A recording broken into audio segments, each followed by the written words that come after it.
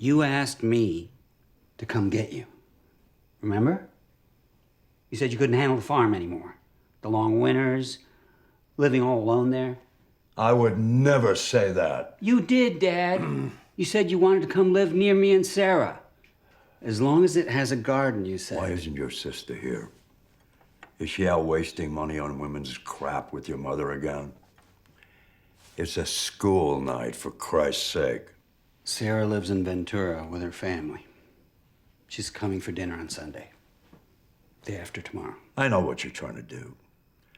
Just because you hate your family and our home doesn't mean I have to. Jesus Christ. And that's a clip from Falling. It's the new Viggo Mortensen movie. I'm delighted to say that he joins us on the program. Hello, Viggo. Good afternoon. How are you, sir? I'm very good. Thanks for inviting me. Where do we find you? Where do we find you today? I am Zooming with you from Spain. And what's the situation in Spain? Are you locked down there? I know they've had a really bad time as well. What's the situation there? They're managing all right. It's not really locked down, not in Madrid. There are curfews early for Spain, and in Madrid it's 12 midnight, and some other cities it's 11, some other ones it's 10. But nobody is locked down per se at this point. They're sort of starting to stabilize the situation. People are following the rules by and large, as they have been this year throughout the pandemic here, I have to say, much more so than in the US, and I'm afraid to say than in the UK, owing to not the people, but owing to mismanagement by the government in both those countries. And before we get into the intricacies of Falling, and it's kind of related to this, how have you found this year? Have you found it a creative time? Have you found it easy to get on with work, or have you found it quite difficult?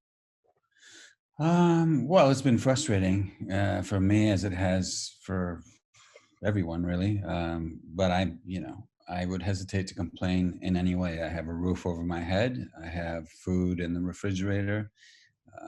My friends and family are, by and large, doing well. They're okay. But in terms of work, it's been frustrating. And for anyone who has finished and had ready to put in cinemas a movie this year, it's been difficult. It's been a lot of ups and downs. I started the year on a high. We did, those of us who worked on Falling, because we were selected for the Cannes Film Festival, for any number of. We had great opportunities, and it looked like things were going to go really well. And then when the pandemic struck, and then the subsequent lockdown, I was worried that nobody would ever see the movie in cinemas the way we'd hoped, And now that's changed to some degree. We've opened in Spain, we've opened in Scandinavian countries, and we're now going to open, it looks like, in Great Britain next week. So I'm really, really happy about that. Take us into the world of Falling, then, Viggo. You've written the screenplay. You're the star of the movie, one of the stars of the movie. You've directed it as well. Take us into this story you've told. Well, it's not the first movie I've tried to make as a director. The first time I tried to do that was some 24 years ago with a different screenplay, and I got close. I raised some of the money for that, but not enough to shoot the movie. And that's happened several times over the years, including with Falling, since I wrote it back in 2015, 2016, when I first started working on the story as a script. I was in the middle of trying to make another movie. That fell apart, and then I tried with Falling, and that took me a few goes, and we finally were able to do it. So the reason it's Falling is because it's the first one I found the money to shoot. And it I guess the inspiration for it came after my mother's funeral. It's a story that's, even though it's a fictional family, fictional events by and large, there are some moments, some fragments of conversation that come from my memories, my childhood and adolescent memories, and then some more recent memories of my parents when they were undergoing, when they were suffering from dementia, and my caretaking role with them, and those aspects would be familiar to my brothers, even though it is a fictional family. So that's why I dedicate the movie to them, Charles and Walter. So it's an it's an interesting kind of hybrid. So it's an invented family story, but it is rooted in your life. Yeah, it is. I found it when I started writing. What it was at first, I was just trying to recall, you know, after the funeral, as one often hears lots of stories similar to the ones one knows, and then new ones, and you meet people that maybe you hadn't met before, old friends of my mother's and so forth. And I wanted to write all these stories, these different versions of the same story down. I was thinking a lot about how memory is very subjective. It seems to be more a collection of feelings, really, than a collection of facts. And yet we assume that the past, we can rely on that because the present is in flux and the future is unknown. But in reality, I think memory just evolves and we constantly edit it subconsciously. But in any case, I wanted to write all these things down as best I could remember them. And then I looked at these notes, the jumps in time and different versions of the same memory. And I thought that's an interesting idea for a story. And so I started writing that, and it became the screenplay called Falling. Yeah. Well, and was it always going to be a screenplay? You're a man of many talents and skills. Was there any other outlet that this could have found? No, initially it was I wrote it as a short story. I thought it might be a book, and I didn't expect it to be so much a fiction. It's just that when I started writing about it, I somehow felt freer. It felt more liberating to be able to just make up this family using some elements from the real past, as far as I remember it. And then when I reread the story, especially the memory, the flashbacks in it, scenes from the past, they seem very visual. I could picture them, and I thought, well, if I can picture them, maybe it's a film rather than a story, than a book. And so that's how it evolved into a screenplay. Can you tell us something about the casting? I mean, there is an extraordinary central performance by Lance Henriksen, who is not only, very famous as a kind of cult movie actor. He's done so many genre pictures, but he has made so many films. I've interviewed him at a couple of film festivals. He's always been incredibly nice, gracious, funny. The character that he's playing in the film is literally the polar opposite of that. Somebody in whose company it's very hard to spend time. So tell me about him and him playing that role. Well, I agree. I'm glad you know Lance, and you know him as he is. He's a very kind, generous, thoughtful man. And this was a hard job for him to do. And it's not like any role he's ever played, really. I mean, he's done hundreds of movies. I don't think he's even seen them all. He just likes to work. But there is one common thread, and that is no matter how out there the story he's in, or any of his movies are, they're often genre movies, horror movies, sci-fi movies, or hybrid of the two, or maybe just unclassifiable stories, some of them. No matter how strange the story might be, he's always credible and interesting to watch. You're drawn to watch him because he is completely committed, no matter what he's doing. And so I knew he was a good actor. I met him in 2007. We were shooting a movie that came out in 2008 called Appaloosa, a Western directed by Ed Harris. And I got to know him. And just like you, I thought, well, what a nice guy. What a funny, great storyteller, courteous, just good to be around. It made you feel good to talk with him. And how different than so many of the characters he's played. And so, I put that, I hadn't written Falling at that point. And, but then when I did have the screenplay finished, I thought, wouldn't Lance Henriksen be perfect? That is the right age, the right type, and that incredible presence, that voice he has. I wonder if he'd be willing to do this, And fortunately, he liked the script, he liked the role a lot, but he was open about it. He said, it's daunting. It's going to be hard to do because of the amount of text, the emotional demands. It's a really tough character to play. And as I learned later, because he's so honest, he doesn't want to be ever caught acting. So he wants to go for something that's very real. And for him, it meant going back to memories of his childhood, which as I got to know him, I realized was terrifying. I mean, a lot of the stories he was telling me, they made Dickens look like, I don't know, Willy Wonka or something, you know. I mean, it was really some really grim events in his early life. He was a man who was illiterate till he was 30, basically a kid who grew up on the streets, you know, in New York. And but he talked about these things in a just in a calm way, sometimes laughing about these horrible stories he was telling me. I said, "Well, it's remarkable that you are at peace with this. How did you do that?" He said, "Well, it took me decades, you know, to come to accept it. I realized, you know, these things happen, but I don't want to live in that state of mind. I don't want to be there. So I must move past it." And there's And he has, but he did use that, you know, in the performance.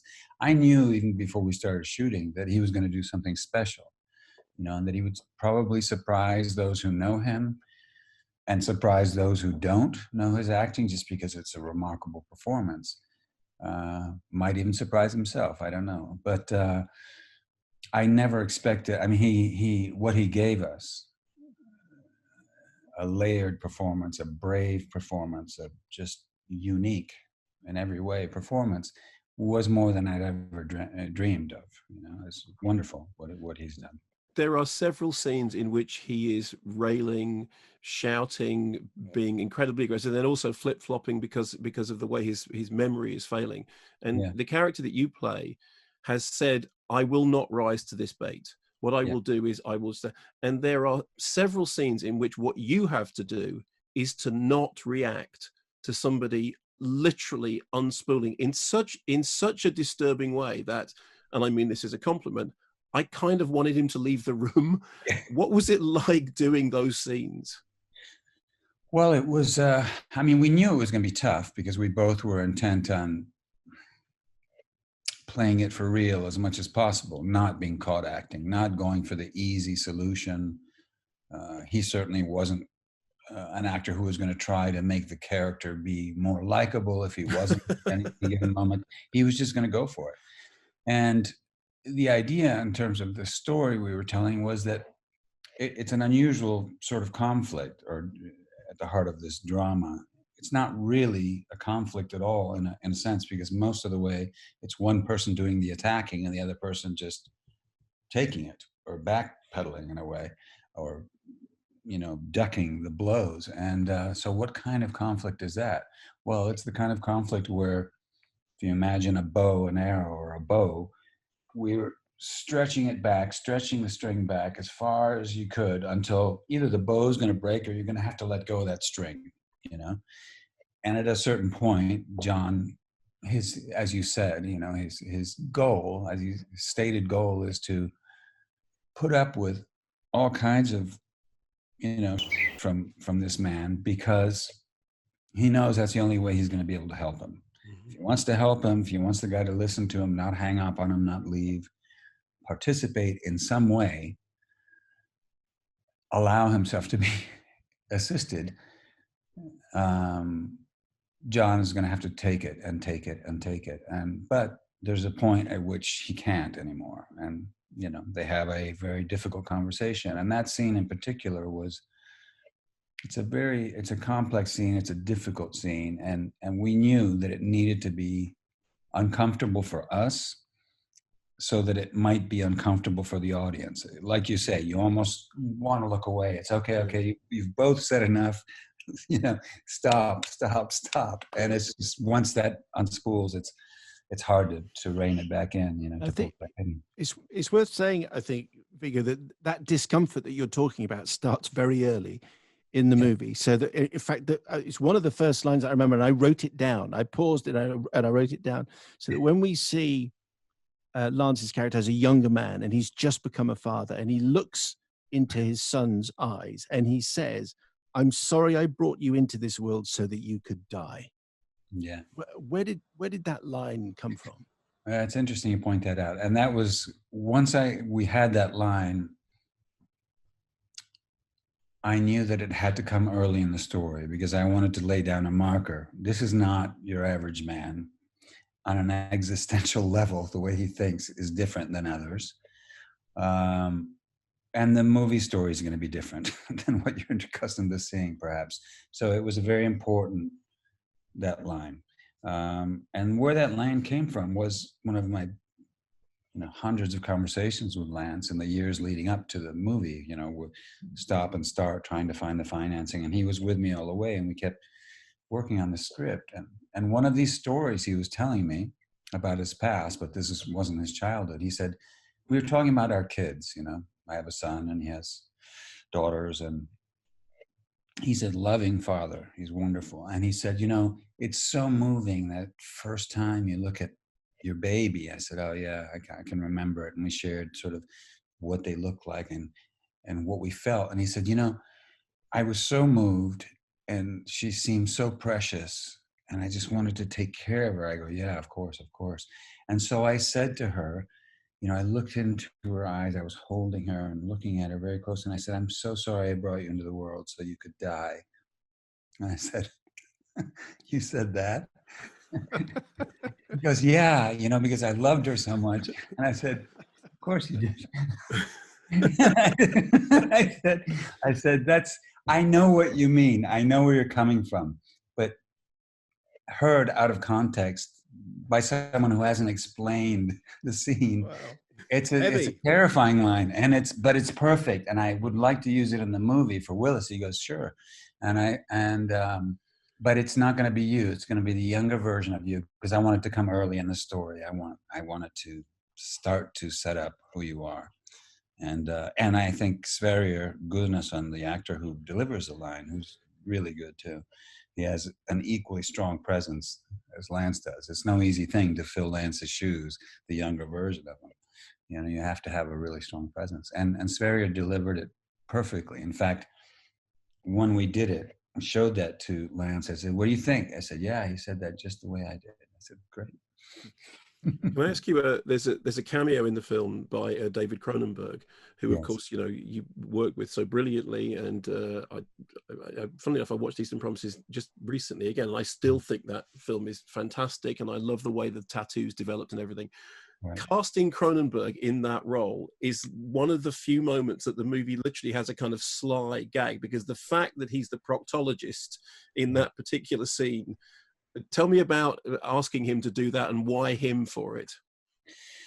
Well, I honestly, when I hadn't thought of anybody when I was writing the script, not Lance, not anyone else, but that scene in particular, when it came to casting that, he was the first person that came to mind. I mean, I'd seen him acting before, and he's good. He's a good actor.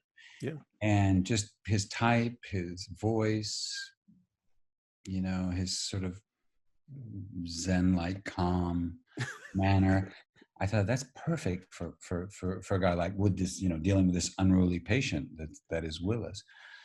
It's perfect. And so I contacted David. I said, David, I'm doing this movie. There is a part that I think you'd be great for. And now it's not like a favor. It's not a gimmick or some stunt. I just think you'd be great. But if you don't want to do it, it's not a problem. We'll find someone else. But I can't imagine anyone better than you for the role, simply. And so he read it. Fortunately, he liked it and showed up and did it. And it was an enjoyable day, because if for cinephiles around the world, he's one of the masters, right? And but in Canada, a Canadian crew, you can imagine he's God, And so he walked on the set, and everybody went, oh, the man is here, and he sort of took care of that very quickly with a couple of well-timed and, sort of irreverent comments, joke or two, and everybody calmed down and got to work. And it was very efficient and enjoyable. And, it's interesting. I've been doing Q&As with live audiences for the movie. And a couple of times I've just asked people, how many of you in the audience know that David Cronenberg, the director, plays the proctologist in the scene, plays Dr. Klausner? at most in any audience, I've had 10%, maybe 12%, something like that. Not that many realize it's him. And then I asked the question, well, how many of you feel that that actor did a good job and that the scene works? And they all raise their hands, fortunately. I said, okay, well, that was the main goal, and that's accomplished. For those of you who knew who he was, how did that feel? And so basically the comments gave me the impression that they were amused, they thought it was fun. And some of them, depending on the visual associations they have with David's work, how he sort of shows and inserts himself into the human body in some cases, they sort of thought, well, that's the last man on earth I would want his finger in me. So it was fun in retrospect, but I mean, the goal was that it should be seen. Fortunately, I think it works. And this is an interesting thing about that. Yeah. I had no idea. Lance on the day, he was just his unruly self, making those sort of out of defensiveness, those sort of strange jokes and just inappropriate, and just not liking the doctor at all. And then David left, and I said, bye, David. It only took a half a day to do his stuff, and then we kept filming. And he left, and Lance was like, yeah, that was all right. Okay. And didn't think anything of it. About a month ago, he called me on Skype, and he goes, hey, I just saw the doctor, and you, and why didn't you tell me that was David Cronenberg? I said, I thought you knew. He says, I saw you guys, I'm watching the Q&A that you guys are doing after screening one of his movies, and you're both talking.